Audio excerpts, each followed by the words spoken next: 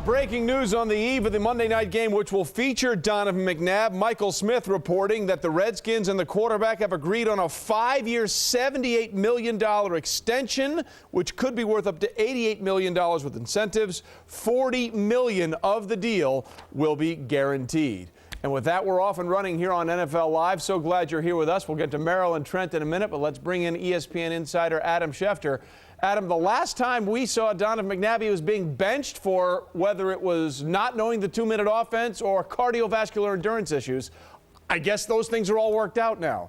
Well, money can do that, Trey, and essentially the two sides have been talking, and Donovan McNabb's agent, Fletcher Smith, was scheduled to be in Washington today for the Monday night game tonight between the Redskins and Eagles. And being that he was going to be there for the game, not for a contract negotiation, the two sides got together and came up with the 5-year, $78 million extension that includes $40 million worth of guaranteed money in the contract. Now, what this does is it gives both sides some stability and peace of mind, and it puts to bed this controversy, at least for a little while, because the Washington Redskins have made a very strong commitment to Donovan McNabb, and he's made an equally strong commitment to them, signing on for 4 years. It allows the Redskins to bridge the gap until they draft and train a quarterback for the future, and it gives McNabb one more big contract in the NFL. All right, Adam, thanks. Yeah, a big one indeed as we continue with Merrill Hodge and Trent Dilfer here.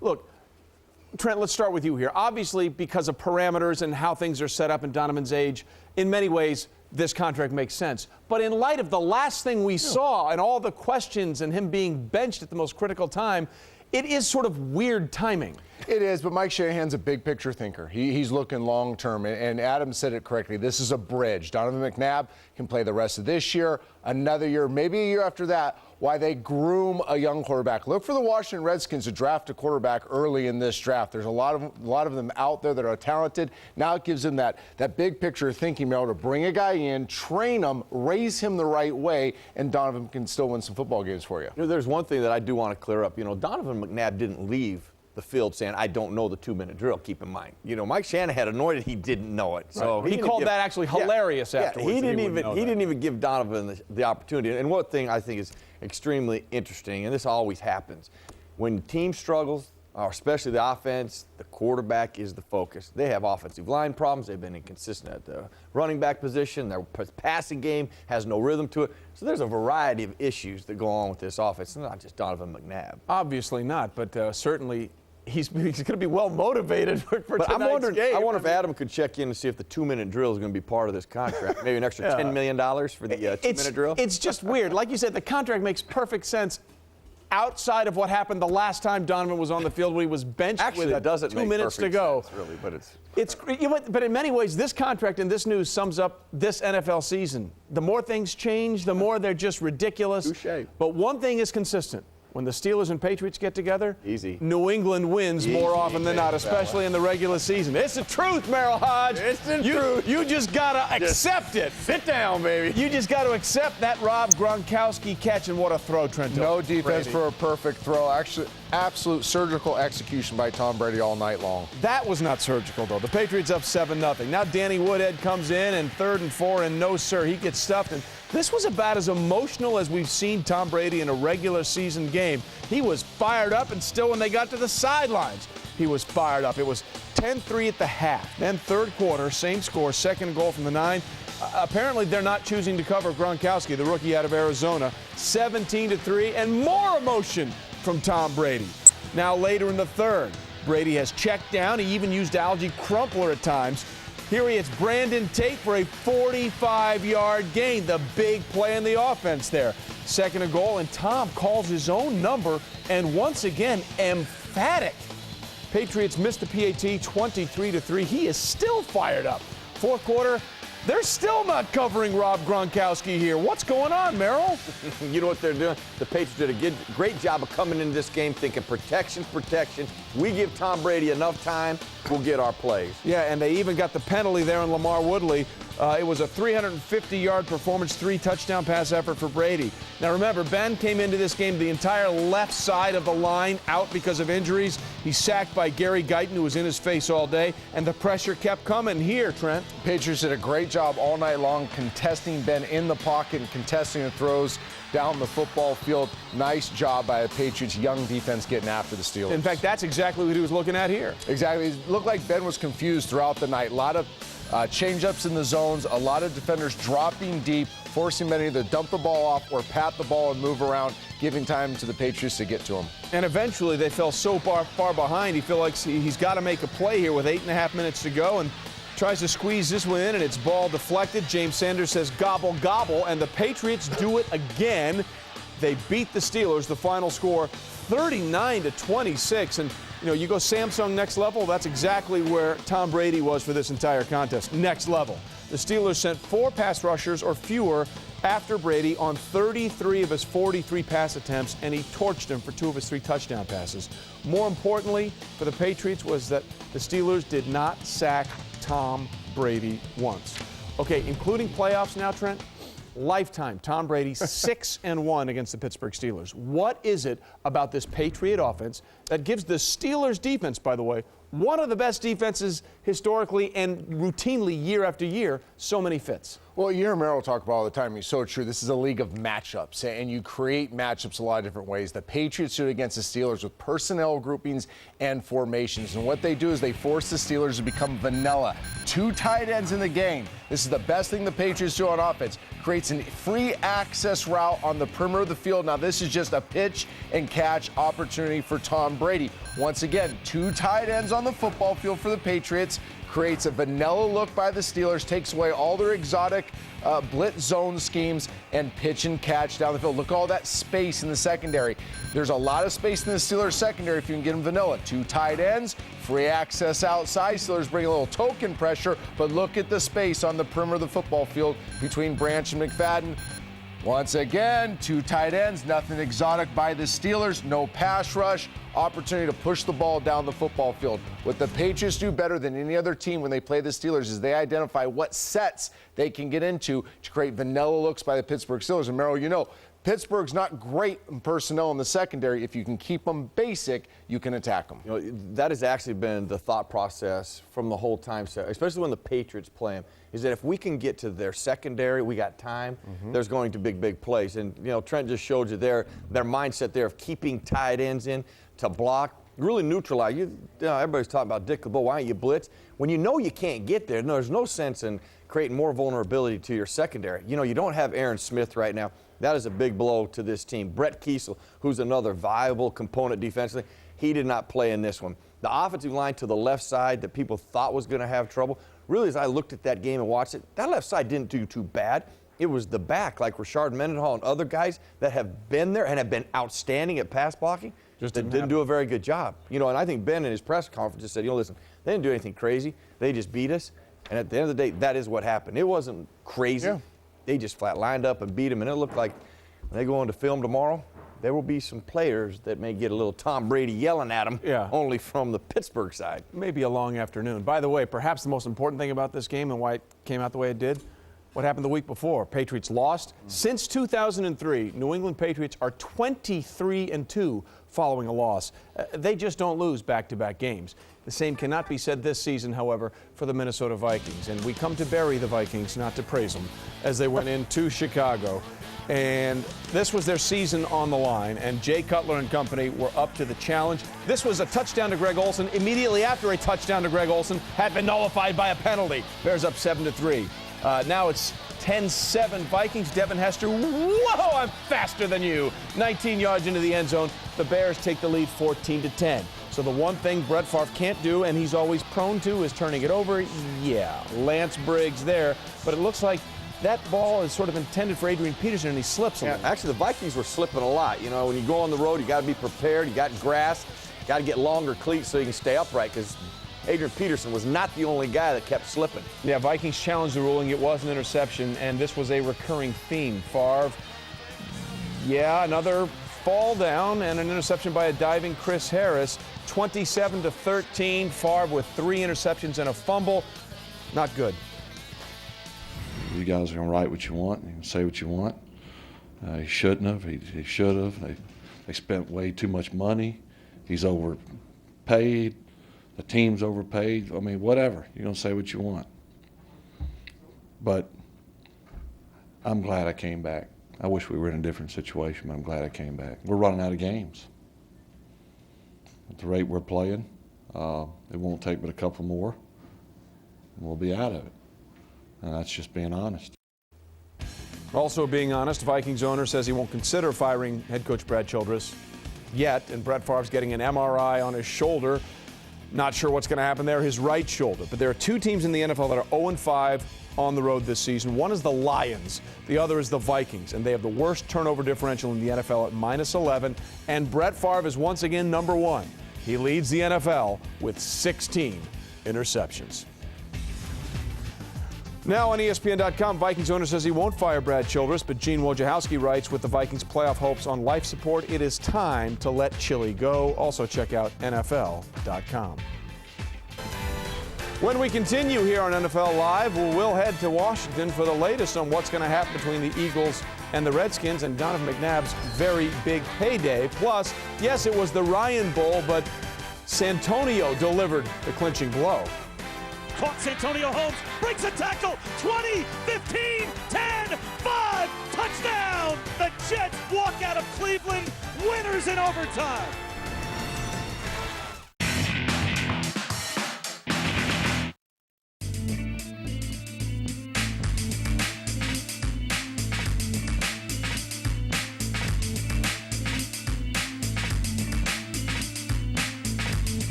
For the widest choice of official North American sports merchandise, for the perfect gift to collect or just to look good and support your team, visit espnamerica.com. This November on ESPN America, it's an action-packed fall, and we've got it all. It's time to get ready for the NFL's Thanksgiving feast. College football's biggest rivalries take center stage. And we're back on campus as the new college hoop season gets underway. Plus, the superstars of the NHL kick it into high gear. The brightest stars, the biggest games, all this month live on ESPN America.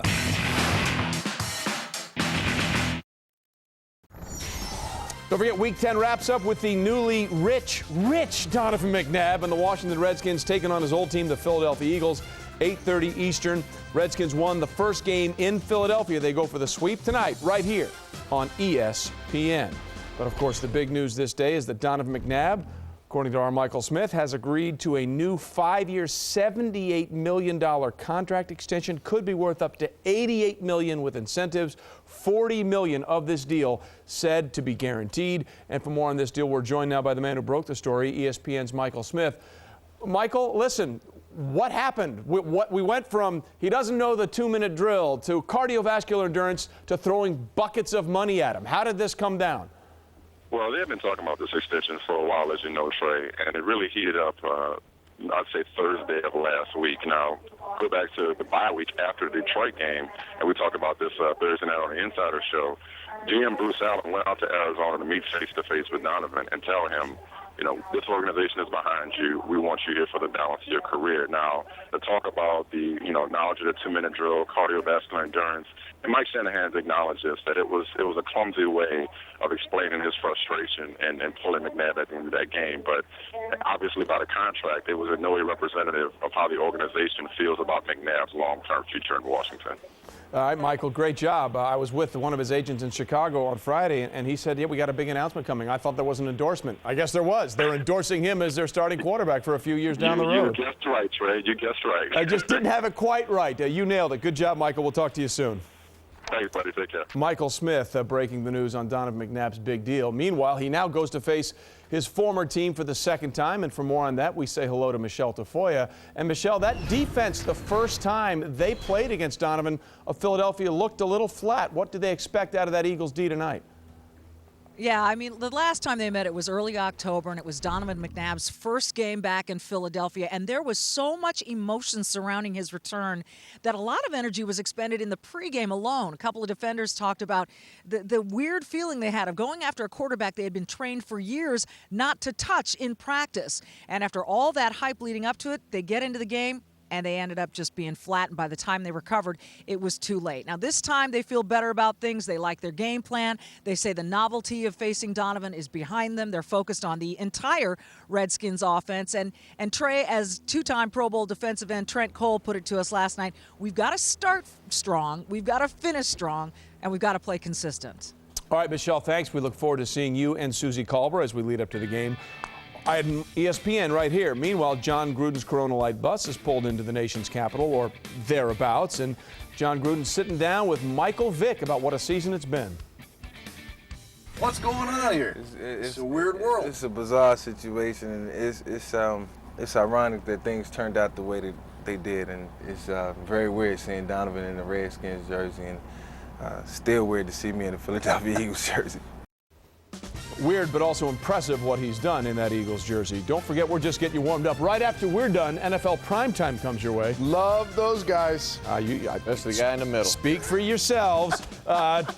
Travelers Around the Horn comes your way at 5 Eastern, followed by Pardon the Interruption at 5:30. Then it's SportsCenter Monday Kickoff at 6. And then Boomer and the guys take you right up to Monday Night Countdown. Again, you'll hear from Susie and Michelle throughout the afternoon. And we get set for the Eagles and Redskins to wrap it all up. When we continue here on NFL Live, who had Denver coming home with a blowout after being blown out at home, and then in London, words exchanged too between the head coaches. And if you can play quarterback, please go to South Beach immediately. They're looking.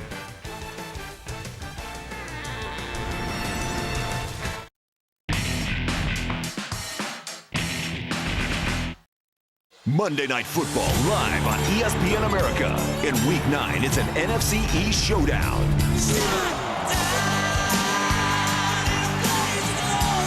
In the last game, Vic and the Eagles lost a tough one at home. Now, it's time for the rematch on McNabb's new turf. Coverage starts tonight at 0100 CET with Monday NFL Countdown. Monday Night Football live on ESPN America, home of the NFL.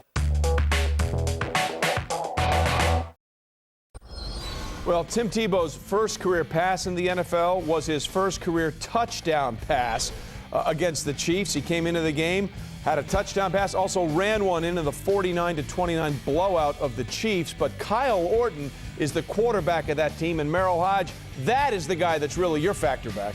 That's right. You have to play on the entire field, not just the 5-yard line, to qualify yourself as a factor back. And Kyle Orton actually may be the most improved player in the National Football League right now.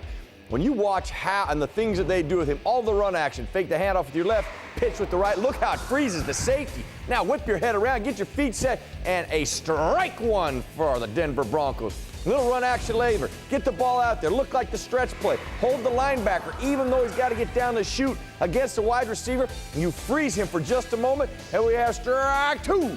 So Kyle Orton is my factor back of the week because he plays on the entire field, Trey. And he's done very, very well with Brandon Lloyd and Jabbar Gaffney. Now, after the game was the real drama. Todd Haley of the Chiefs refused to shake Josh McDaniels' hand, felt he was running up the score. However, today at a press conference, Todd Haley did apologize, saying, "I believe in doing what's right. That was not right. I should have shaken his hand." Drama also in the game between Tennessee and Miami, none of it involving Randy Moss. Quarterbacks were going down left and right. Chad Pennington left after 2 plays. ESPN.com reporting he's likely done for the season. Kerry Collins had to leave the game after the first half, was replaced by Vince Young with a calf strain. And then Chad Henne, who came in for Chad Pennington, left the game in the third quarter with a knee injury. He's also likely done for the season. Lots of quarterback issues, but what the heck was going on here? Tyler Thigpen did take advantage of his opportunity. A 9-yard touchdown pass as the pride of Coastal Carolina getting it done. But Trent, on the Titans offense, did they play this right in this contest? I'll tell you what, Trey, you get Randy Moss. The best thing Randy Moss brings you is space in the defense. When you got space, a guy like Chris Johnson can run wild. But that's not what the Tennessee Titans did. Instead, they chose to take all these looks where there's a lot of space and throw the ball. Here's what happens when they run it. 3rd and 2. Hand it to Chris Johnson. Lot of space to run. It's a touchdown. As this game wore on, they got a bunch of great looks to run the football, but they kept throwing it. Look at that. Look at all that space. 4 secondary guys deep. Only 7 men in the box. You got a 2-back set. What are you doing? You're throwing a screen. That's a great opportunity. Merrill will tell you that. Run the downhill run game. Missed opportunity. Once again, look at the attention Randy Moss gets. A corner, a safety, everybody else passive in the secondary, but you go play action instead. This was a theme all day long for the Tennessee Titans. A season-high 38 pass opportunities. Chris Johnson only 17 rushing attempts. What's going on in Tennessee? I have no answer, Trent, but I appreciate your perspective. When we continue here on NFL Live, a Monday staple, Sunday standouts, and a surprise guest takes us through the year's top play. Batted and caught! Touchdown! Oh my gosh! How did that happen? It was batted back into the arms of Mike Thomas, and the Jaguars have won it!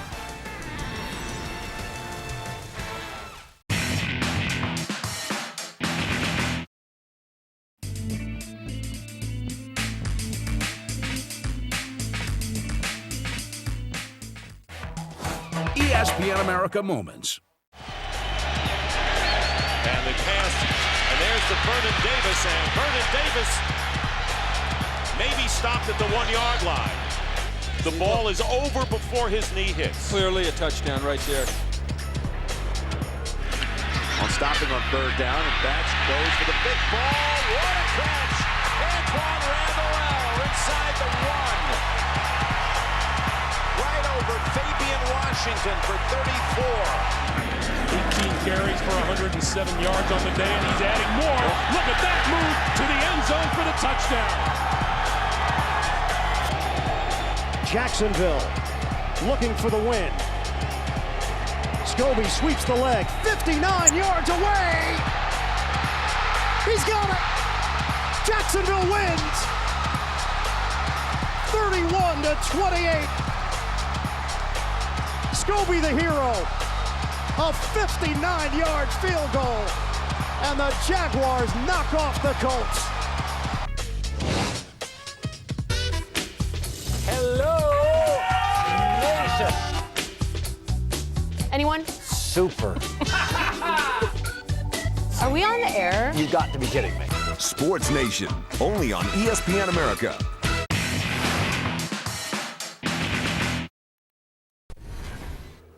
Again, the big story on this day. For the 3rd straight Monday, we have breaking news. Donovan McNabb agrees to a 5-year, $78 million contract extension with the Washington Redskins. Could be worth up to $88 million with incentives, $40 million guaranteed. That's enough money to make anybody shake your head. Other news and notes, Lane Kiffin looking for money, but his grievance seeking unpaid salary he felt he was owed after being fired by the Raiders, denied by an NFL arbitrator, a source familiar with the situation said Monday.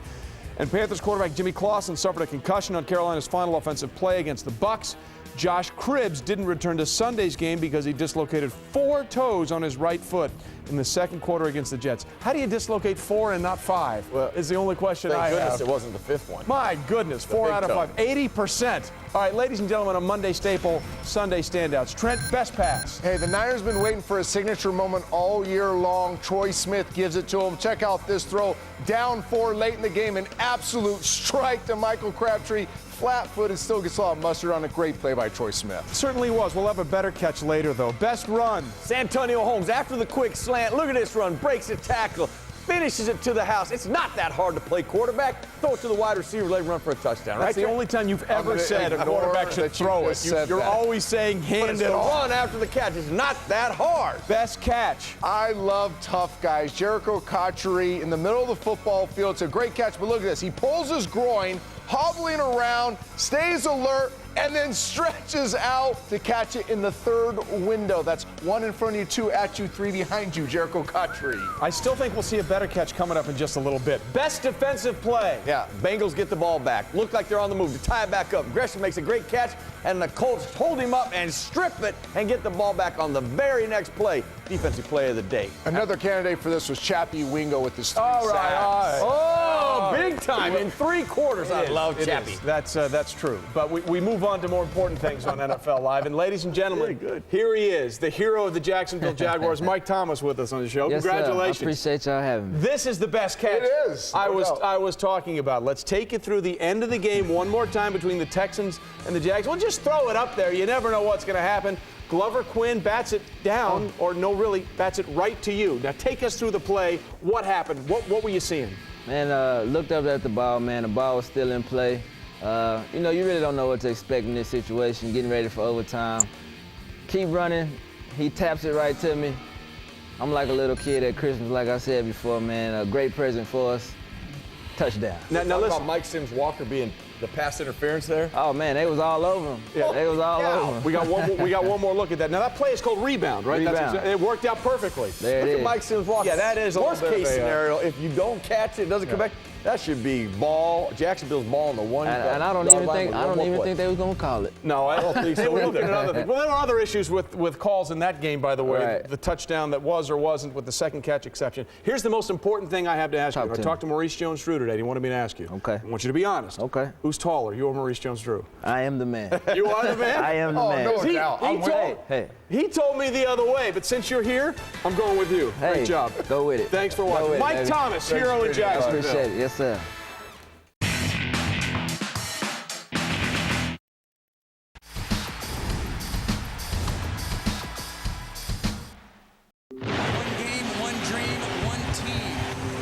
The Super Bowl is